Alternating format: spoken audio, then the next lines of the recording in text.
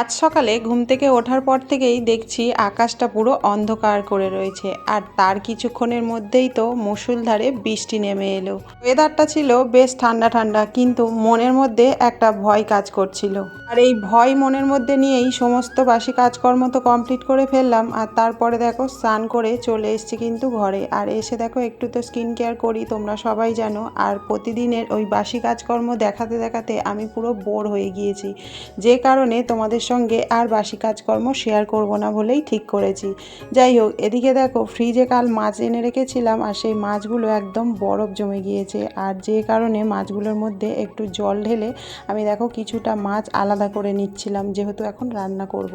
আর একদিকে কিন্তু আমি ভাতটা অলরেডি বসিয়েই দিয়েছি, আর মাছগুলোকে একবার ভালো করে ধুয়েও নিচ্ছিলাম। আসলে কাল তো তোমাদের দাদাভাই মাছগুলোকে ধুয়ে ফ্রিজে রেখেছিল, ভালো করে ধোয়া হয়েছে কি না সেটা তো আমি জানি না, আর এসে দেখাও হয়নি। যেরকম রেখে দিয়েছিল সেরকম অবস্থাতেই ছিল, তাই আজকে ভাবলাম বের করার পরে একটু ভালো করে ধুয়ে নিই। আর এদিকে দেখো মুষলধারে বৃষ্টি হচ্ছে, আর আজ যেহেতু ছেলের শেষ পরীক্ষা, আমার তো টেনশানে মাথা খারাপ হয়ে যাচ্ছে যে এরকম যদি বৃষ্টি হতে থাকে ওকে নিয়ে যাব কি করে, মানে বেরোলেই ভিজে যাব, এরকম একটা ব্যাপার। যাই হোক, তাড়াতাড়ি করে তো রান্নাটা করব বলে এদিকে দেখো ভাতটা মোটামুটি ফুটে গিয়েছে, আর মাছগুলোকেও কিন্তু নুন হলুদ মাখিয়ে দিয়েছি। আর একদিকে কিন্তু আমি চাও বসিয়ে দিয়েছিলাম। সকালবেলা ওই যে চা একটু না খেলে ঠিক সকালটা যেন শুরুই হয় না। যাই হোক, চাটা নামিয়ে নিয়ে আমি কিন্তু কড়াতে মাছ ভাজবো বলে তেল দিয়ে দিয়েছি। ইতিমধ্যে কিন্তু বৃষ্টিটাও থেমে গিয়েছে। ভগবান যা করে সব সময় মঙ্গলের জন্যই করে, আর তাই হয়তো বৃষ্টিটা থেমে গেল। যাই হোক, এদিকে দেখো চা তো খেয়ে নিলাম, আর ভাতটাও যেহেতু হয়ে গিয়েছে ভাতের ফ্যানটা ঝরতে দিয়ে দিলাম। আর এদিকে কিন্তু মাছ বড়ি সমস্ত কিছু ভাজাও কমপ্লিট হয়ে গিয়েছে। তারপরে মাছের ঝোলটাও দেখো বসিয়ে দিচ্ছি।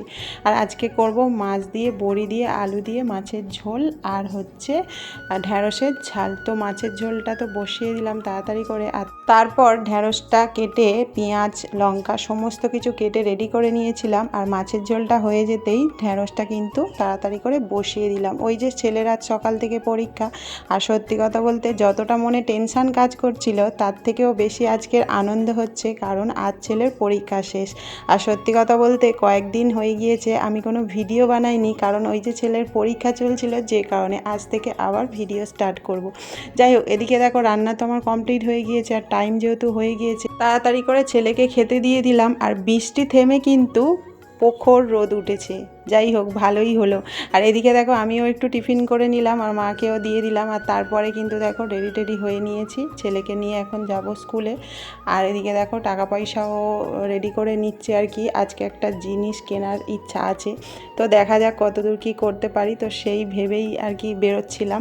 এদিকে ছেলের বন্ধু এসে দাঁড়িয়েছিল, তারপরে দেখো তিনজনে মিলে বেরিয়ে পড়লাম। আর ওরা তো যাচ্ছে দুজনে, আর এদিকে রাস্তার কাজ হচ্ছে বলে একেবারে মানে কাদায় কাদা আর কি বলবো। যাই হোক, তাড়াতাড়ি করে চলে এলাম ওইটুকু পেরিয়ে। আর এসে দেখো ও মন্দিরে ঢুকেছে, আর এদিকে ওর বন্ধুকে বলছিলাম হ্যাঁ রে তুই যাবি না, ও বললো না আমি যাব না। তো যাই হোক, আমার ছেলে যেহেতু প্রতিদিন মন্দিরে ঢুকে নমস্কার করে তবেই যাই, তো সেই কারণে ও ঢুকলো আর কি। তো তারপরে দেখো মেন রাস্তায় এসে এদিকে কি ঝামেলা, মানে এত গাড়ির জাম, আর একটা তেলের গাড়ি ঢুকে গিয়েছিল, মানে প্রবলেম হয়ে গিয়েছে। তো ওরা দেখো তারপরে তাড়াতাড়ি করে রাস্তাটা পেরিয়ে চলে গেল, আর আমার ছেলে আমাকে তো টাটা দিল।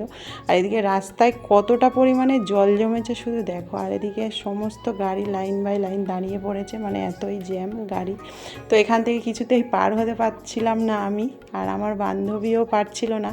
তো তারপরে কি করে ও পার হলো আমি বুঝতে পারলাম না, আমি তো পেরোতেই পারছিলাম না। তো ফাইনালি আমি এদিক থেকে ঘুরে তারপরে পেরালাম আর কি। আর এদিকে আমার বান্ধবীকে বলছিলাম তুমি কি করে পেরিয়ে এলে। তো যাই হোক, এদিকে দেখো সিনেমাতলায় একটা দরকার ছিল তাই আসছিলাম, আর এসে দেখি বিশাল বড় লাইন।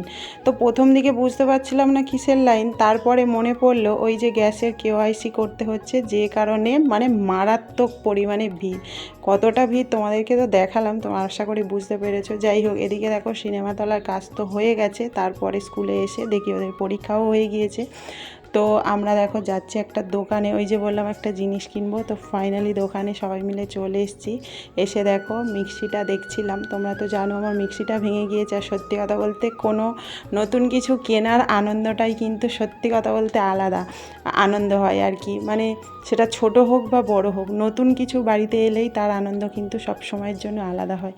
তো এটা দেখছিলাম, আর কি কি কালার ছিল সেটাও দেখছিলাম। তো একটা কেনার ইচ্ছা আছে, দেখা যাক কোনটা নিই বা কী নিই, সবটাই তোমাদের সঙ্গে শেয়ার করব অবশ্যই করে পরের ভিডিওতে। তো যাই হোক মোটামুটি নিয়ে নিয়েছি একটা, তোমরা তো দেখতেই পাচ্ছ ছেলে বগল দাবাই করে নিয়ে আর যাচ্ছে আর কি, মানে ঝুলিয়ে আর নিতে পারছে না। যাই হোক ফাইনালি বাড়িতে চলে এসেছি, আর এসে দেখো খুব খিদে পেয়েছিল, ভাত খেতে বসে গিয়েছি দুজনে মিলে। তো যাই হোক ভিডিওটা কেমন লাগলো কমেন্ট করতে ভুলো না। দেখা হচ্ছে তোমাদের সঙ্গে পরের ভিডিওতে। সবাই খুব ভালো থেকো, সুস্থ থেকো, টাটা।